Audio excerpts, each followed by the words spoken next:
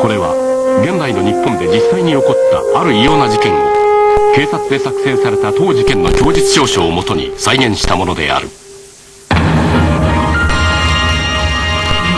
市内で雑貨店に勤める田中芳恵さんは最近恋人ができ幸せな毎日を送っていた。ところが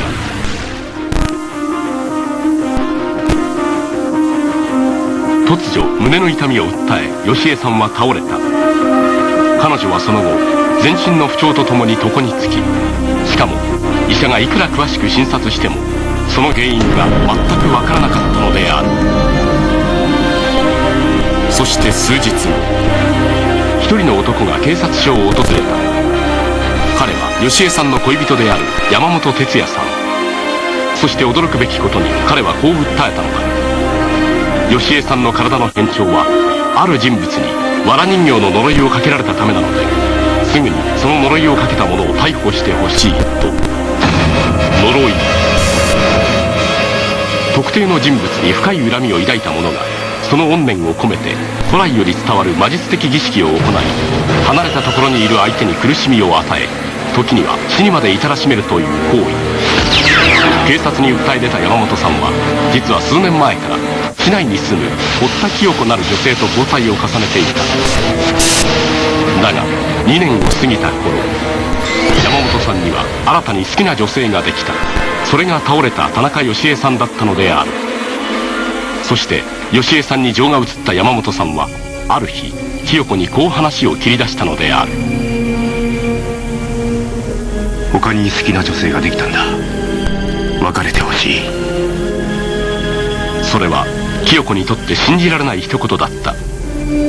彼女は山本さんが将来自分と結婚してくれるものと信じて、これまで誠心誠意献身的に尽くしてきたのだ。それが突然別れ話を切り出されて孤独に突き落とされた清子だった。そして自分から山本さんを奪った女が芳恵さんだと知った彼女はやり場のない怒りを芳恵さんに向けたのである。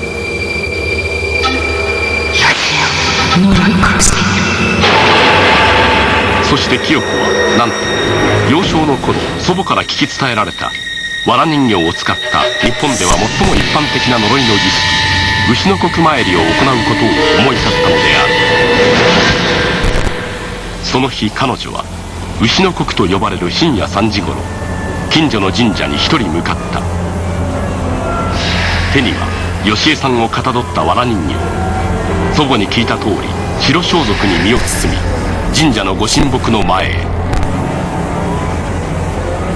そして呪い死ねと祈りながら呪い殺したい相手、つまり田中芳恵さんの名前を書いた和紙を藁人形と一緒に五寸釘で打ち付け始めたのだ。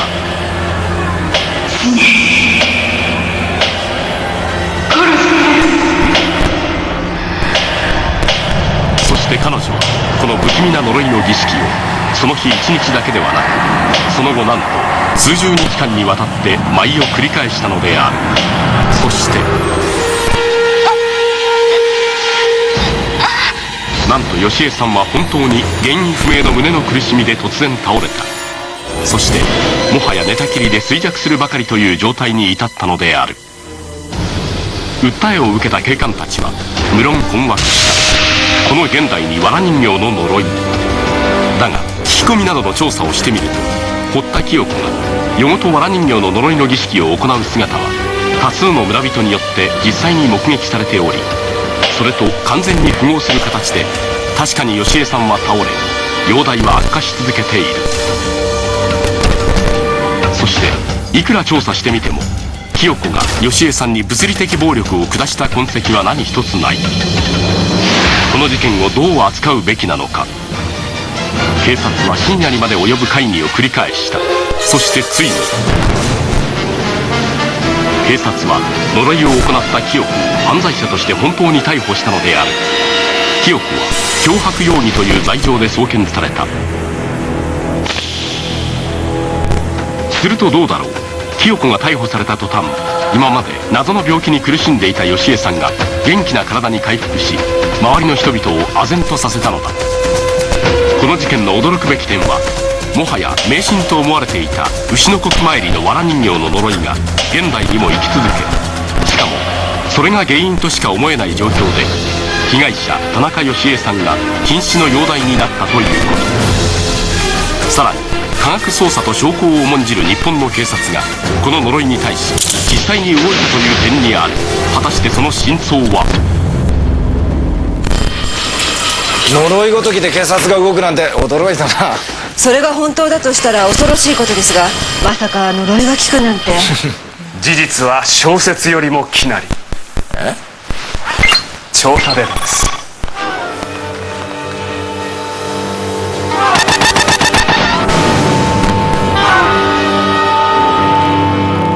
この秋田市の事件は戦後間もない昭和29年に発生している。しかし調査を進めてみると秋田以外にいくつか同じような事件が起こっていることを突き止めた。1984年10月、福島県いわき市。20歳の女性がやはり恋敵の女性の呪いの儀式の後、原因不明の病に倒れて寝込んでしまった。また1989年12月、新潟県新潟市でも日頃から複数の女性と交際のあった男性が数日間謎の頭痛に悩まされた末、帰宅途中歩道橋を降りようとした時、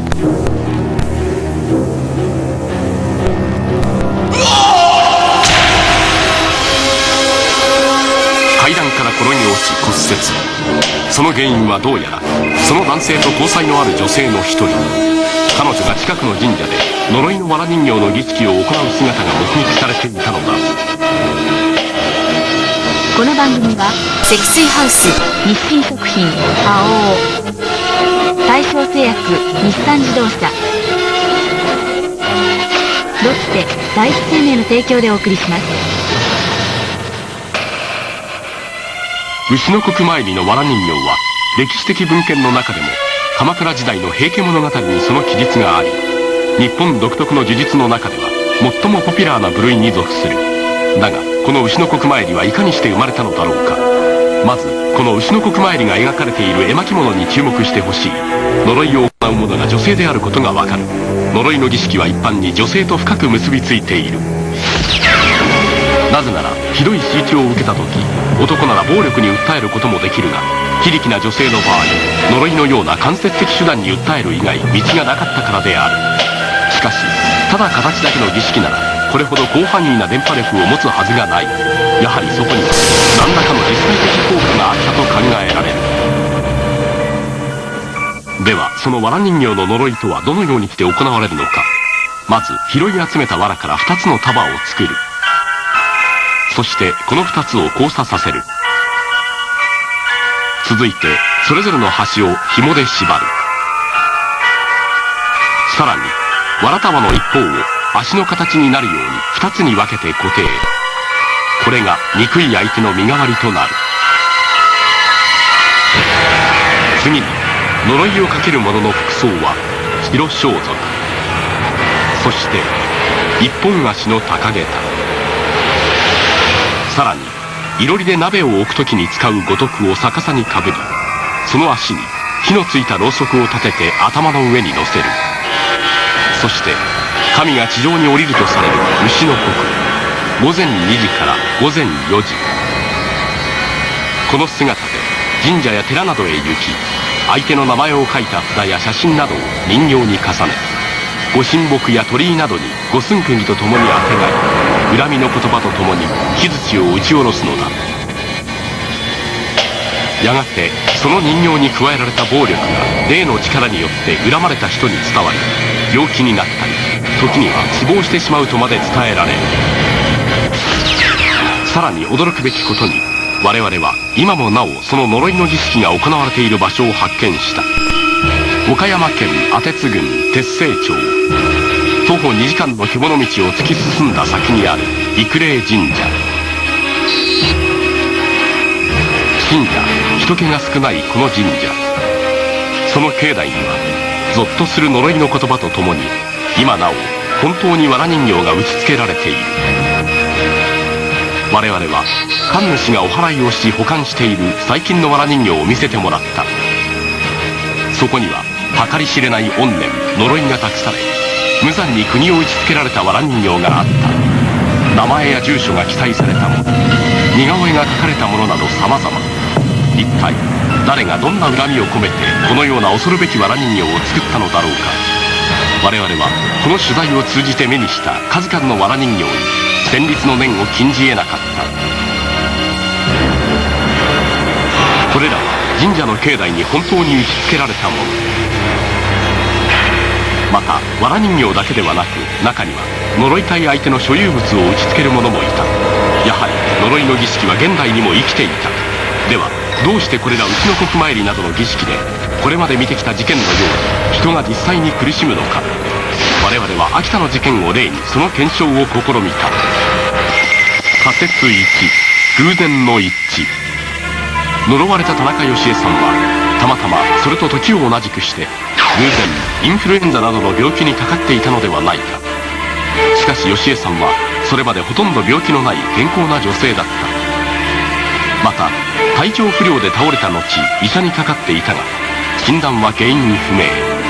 決してありふれた流行性感冒などではなかったはずだ。偶然の一致説の可能性は極めて薄い。仮説2、毒物の使用。呪いの儀式を行っていた清子はそれとは別に密かに義恵さんに接近してはいなかっただろうか。そして彼女が席を外した隙にそっと近づいて何らかの毒を彼女の飲み物に持っていたという可能性があるのではないか。しかし警察の調査によれば発病の前後、清子が義恵さんに接近する機会は全くなく、また清子が毒物を購入していたという事実は皆無。さらに義恵さんを診察した医師も毒物使用を否定。この説もありえない。仮説3、共犯者の存在。清子は実は第三者に密かに頼み義恵さんに危害を加えさせたのではないか。だが孤独な清子の周りに犯罪行為に加担してくれる友人など誰もいなかった。共犯者説も否定された。やはり義恵さんは清子の行った藁人形の呪いによる超自然的パワーによって重病に陥ったのか。それともこの事件にはまだ我々の知らない未知の可能性が残されているのか。果たして本当に呪いのパワーは存在するのだろうか。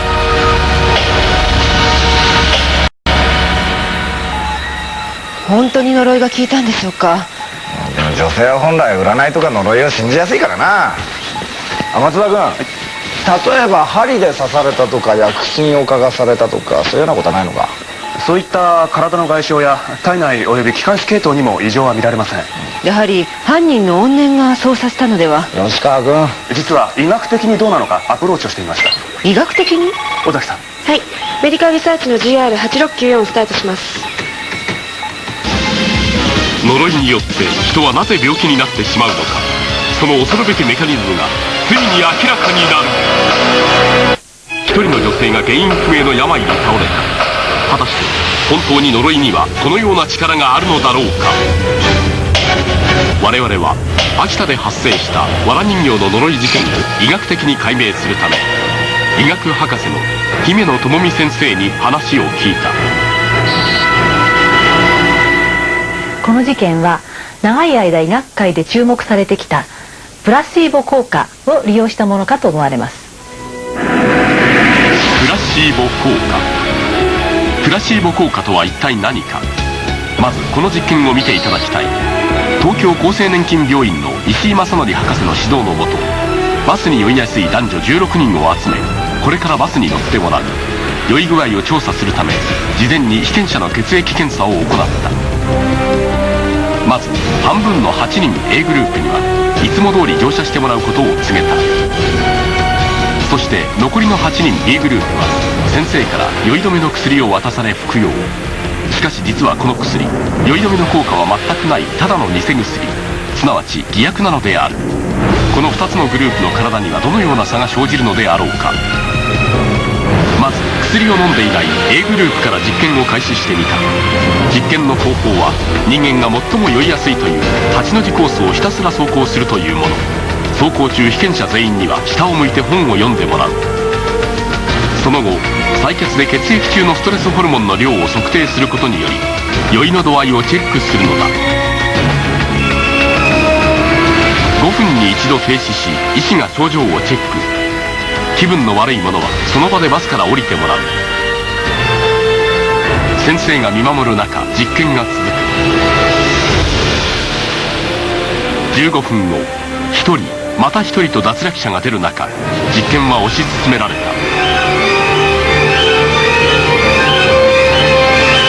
さらに採血によって酔いの度合いをチェック。結果30分間で8人中6人に車酔いの症状が出た。今度は偽薬を飲んだ被験者たちの B グループがスタート。するとどうだろう、驚いたことに何分経っても脱落者はいないではないか。生唾はない。頭の痛さない。めまい感ない。なんと飲んだ薬は酔い止めとは名ばかりの偽薬であるにもかかわらず彼らは全く酔わないのだ。実験はさらに続けられた。30分経っても彼らは酔わない。一体これは何を意味するのか。実験が終わり無論採血も実行。目が回ったぐらい。薬飲んでたせいか大丈夫でした。血液サンプルと実験データを病院に持ち帰り分析。その結果血液中のストレスホルモンの濃度は偽薬を服用していない人は増加し続けたが偽薬を服用した人はわずかな変化しか見られなかった。一体どういうことなのか。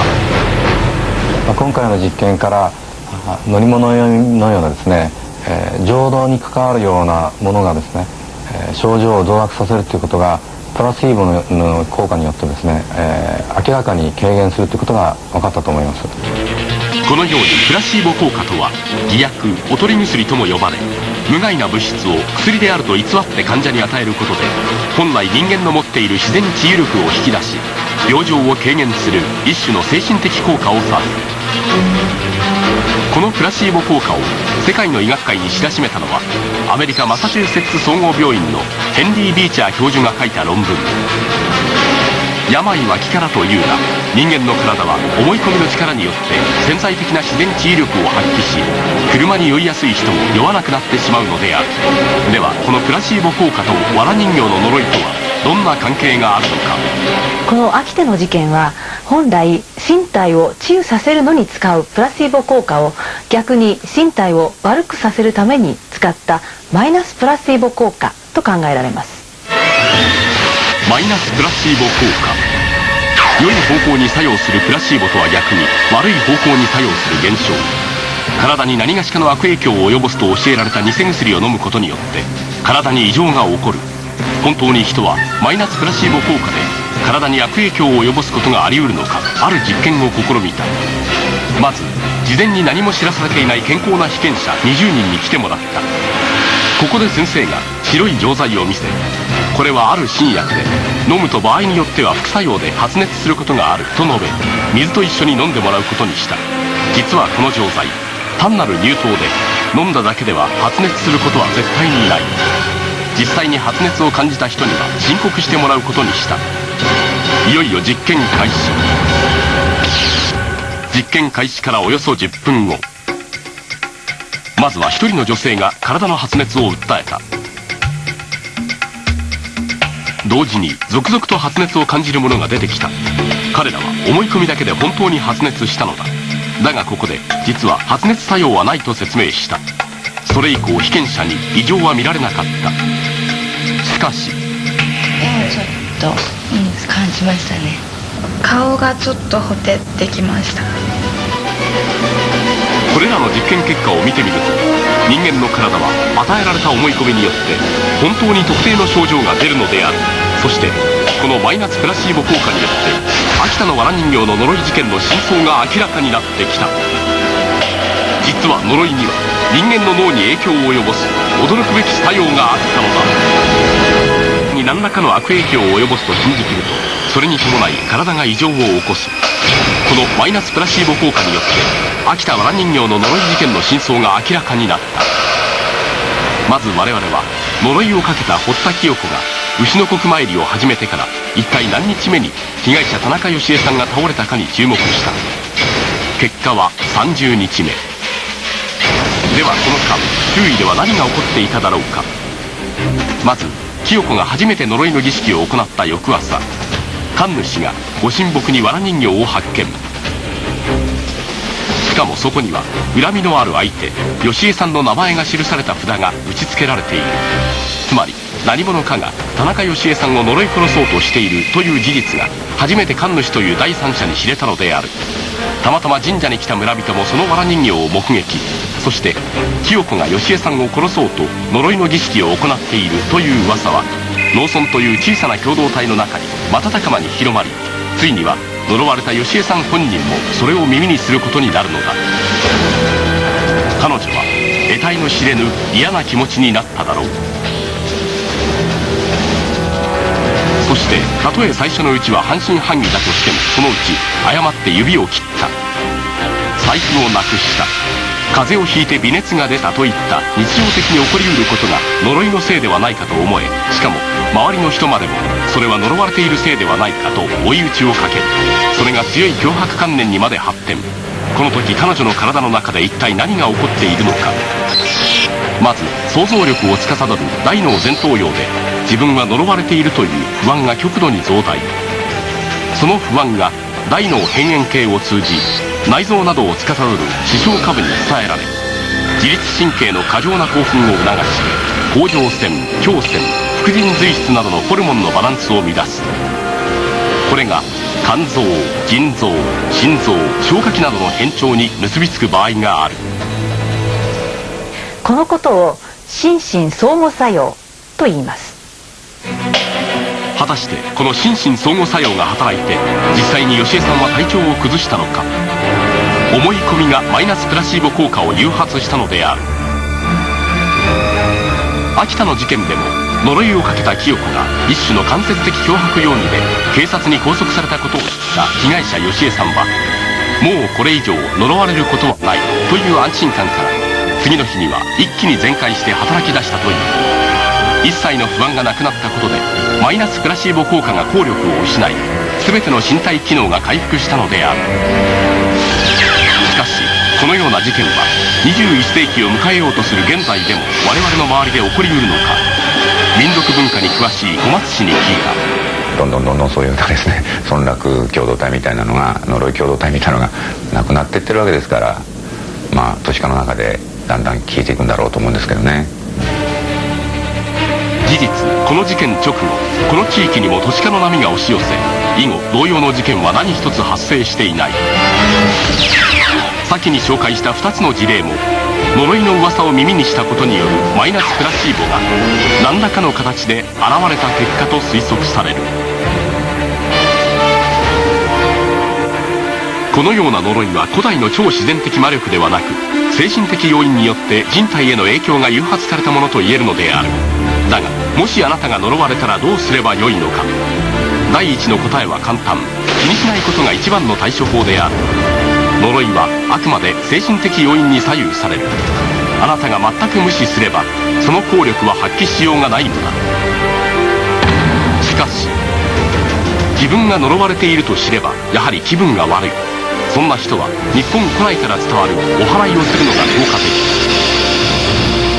古来からお祓いをすれば呪いからの解放を意味し、これがプラスのプラシーボ効果を発揮するのだ。マイナスプラシーボにはプラスのプラシーボで対処するのである。あとは医師に相談すること。自分の体に異常がないことを医学的に証明することで呪いは迷信だと確認するのである。いずれも権威ある人からマイナスプラシーボを解いてもらうことで呪いの呪縛から逃れることができるのだ。呪いそのものには力がないということですね。呪いをかけられたと自分が勝手に思い込んで精神的要因で病を誘発するんです。それで相手が呪いをかけたと信じ込むわけだ。悪い偶然が重なるとどうしても得体の知れない限りに怯えてしまうんですよね。それだけ人間は精神的に弱いと言えるな。